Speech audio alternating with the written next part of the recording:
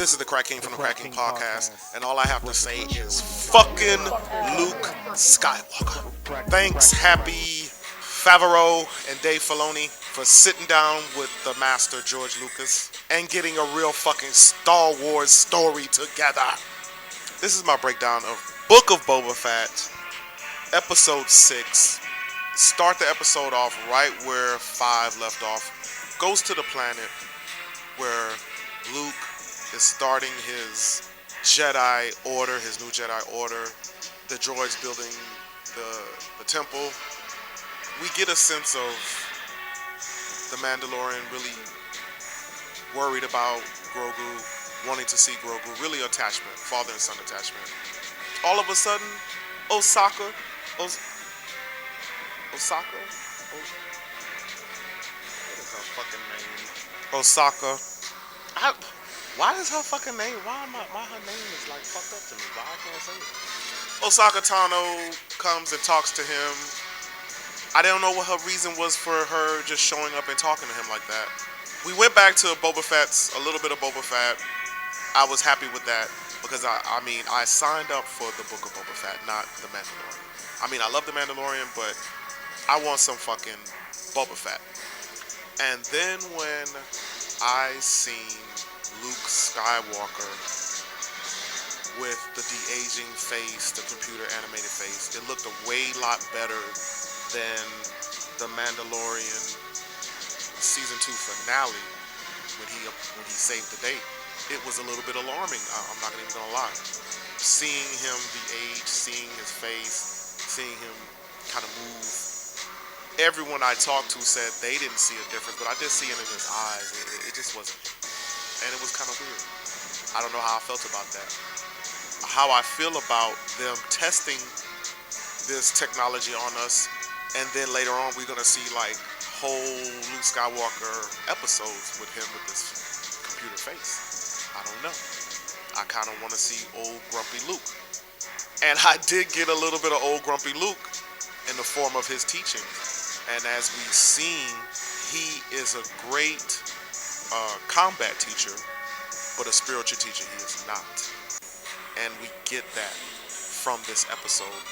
We see Grogu coming to his own, getting confidence and strength from the young Jedi Master Luke, and kind of see a little bit of Yoda in him when he's doing his athletics and his acrobatics.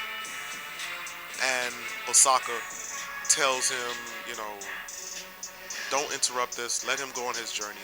It'll be better that you just don't see him. And the Mandalorian gets the picture and jets him after he leaves his bulletproof vest.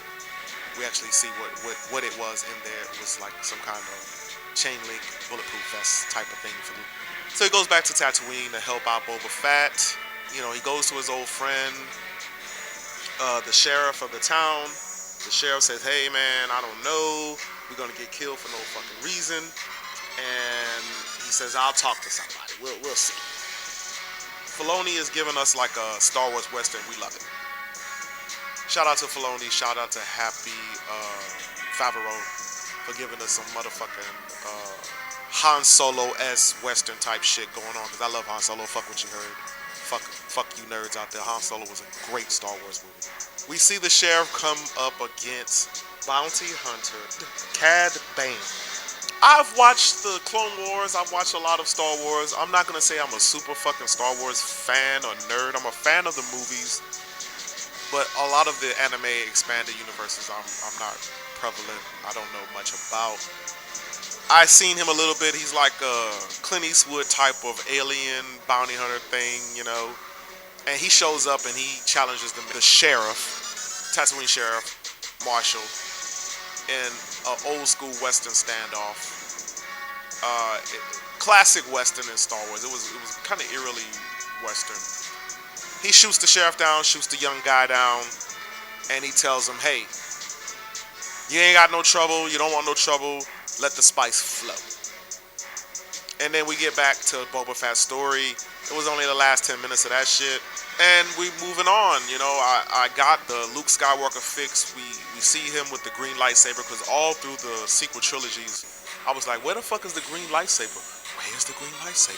where's the green lightsaber? We never fucking see it. We finally see it. And then we get another lightsaber. Because I said, hey, how the fuck we got Star Wars and no motherfucking lightsabers? We got the dark saber, but that fucking thing looks kind of weird. I don't know. I'm not a fan of the dark saber. It's just, I don't know who came up with that shit, and it was kind of whack to me. I would rather a traditional lightsaber with a black blade. That'd be dope. You got a white blade, you got a gray blade, you got a gay blade, you got a blue blade, you got a green blade. That shit looks weird. We see Luke flipping and swiping and training and shit. He got like a karate gi on. He don't even have fucking Jedi clothing on. He look like karate master.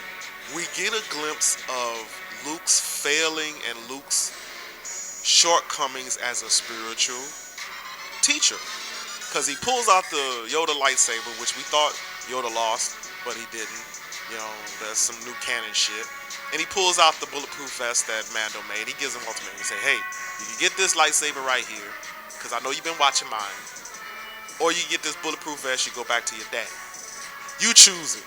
And I thought that was kind of weird, but it gave an insight of his spiritual teaching downfall. And even when he was watching Grogu learn the Force and learn techniques, he still questioned himself. I don't know what to do about him. I don't know what we're going to do. I don't know. When he connected with him in the beginning of the episode, and I think at that moment, he said, hey, I don't know about all this. This is Grogu I'm talking about. I don't know about all this shit. I'm little. I'm scared. I just want to know how to fight.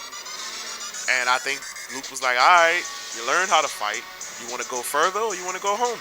And that's what he told him. And that was the episode in a nutshell. This is the CrackedKing from the CrackedKing Podcast. Book of Boba Fett. Season finale. We have questions. We have all kinds of shit going on. We got Boba Fett, the Mandalorian. We got a fucking... We don't know what the fuck Luke and Grogu's gonna do. The sheriff's been fucking shot. Everybody's is all out fucking underground war. We got the Vespa kids. We got Black Brother Wookiee in this bitch. And it's all out war for fucking Tatooine. They're planning through the whole fucking episode. We don't know what they're gonna do.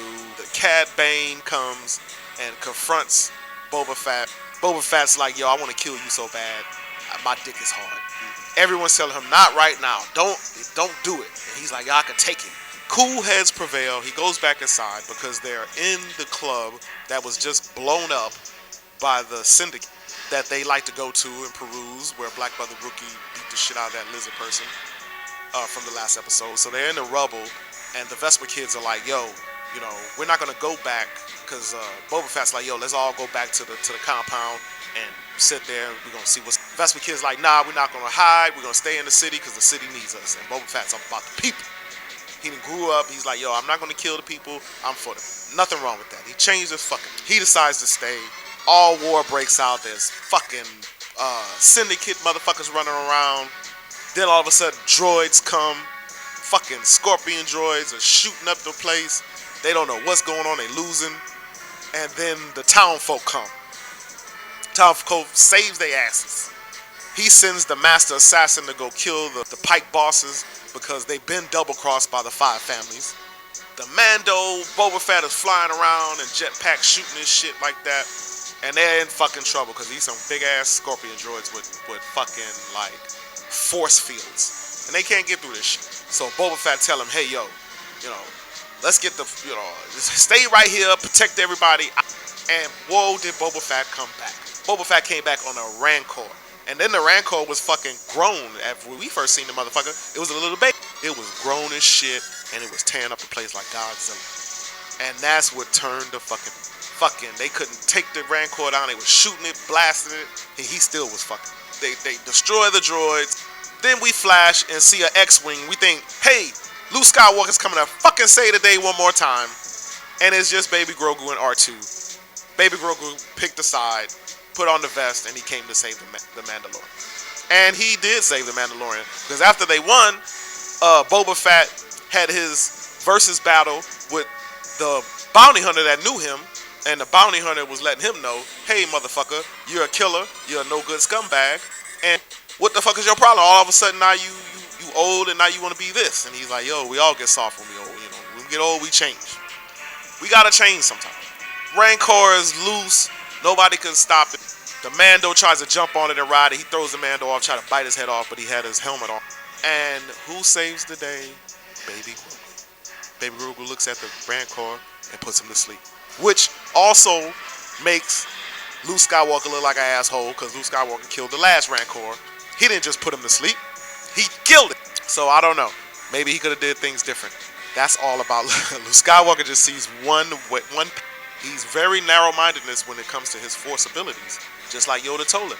When you seen Han Solo and the Wookiee and everybody in pain, there was other aspects of that vision that just wasn't that. He's just like his dad, or just like Osaka told him. Osaka, whatever her name is, but she's sexy as shit.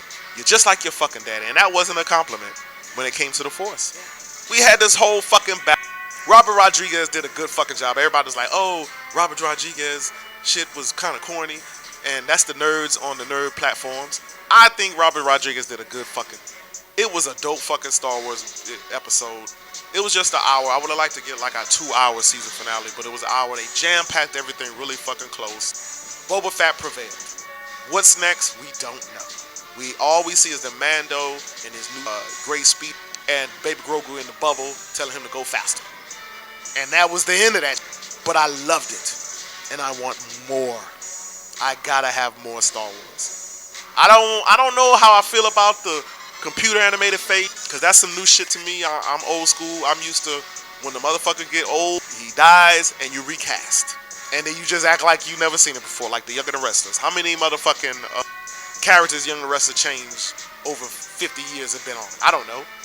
But that's what we were used to. Now, you just put a computer rendering of the person's face on another body, and we got a new motherfucking character, and we got another 20 years. Are they gonna do that with Chadwick Boseman? I don't know. Mouse is cloning people's faces and making money off of it. This is the CrackedKing from the CrackedKing podcast, and this was my review of Book of Boba Fett season finale. I fucking loved it. Thank you, more whatever the fuck your name is, and Dave Filoni for directing, and Robert Rodriguez and the Mouse. Fuck you, Mouse, but I do like your Star Wars. I'm the CrackedKing podcast.